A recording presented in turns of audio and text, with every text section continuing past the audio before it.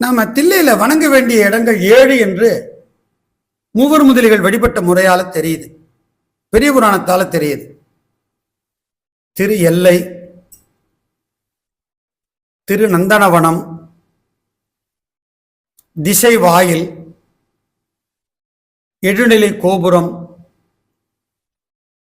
திசைவாயில், திரு வீதி, அப்புறம் எழுநிலை கோபுரம், பேரம்பலம், சிற்றம்பலம்.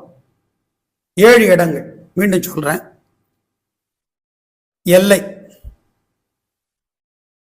நந்தவனம், திசை வாயில், திருவீதி, எழுநிலை கோபுரம், பேரம்பலம், சிற்றம்பலம். தில்லைக்குள்ள போகும்போது இந்த முறையில தான் வணங்கி சென்றிருக்கிறார்கள். மீண்டும் விடைபெறும் போதும் இந்த முறையிலே வணங்கியே விடைபெற்றிருக்கிறார்கள் மூவர் முதலிகள்.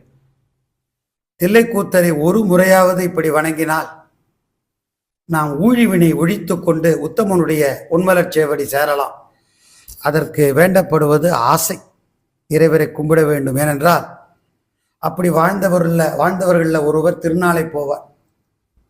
நாளை போவேன் என்று நாள்கள் செல்ல தெரியாது, பூளை போவாம் பிறவி பிடிப்புழிய போவாராய்.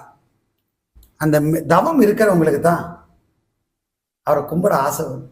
ஆகவேதான் அப்பமூர்த்தி சொன்னாங்க, அருந்தவர்கள் தொழுதேத்தும் அப்பன் தன்னை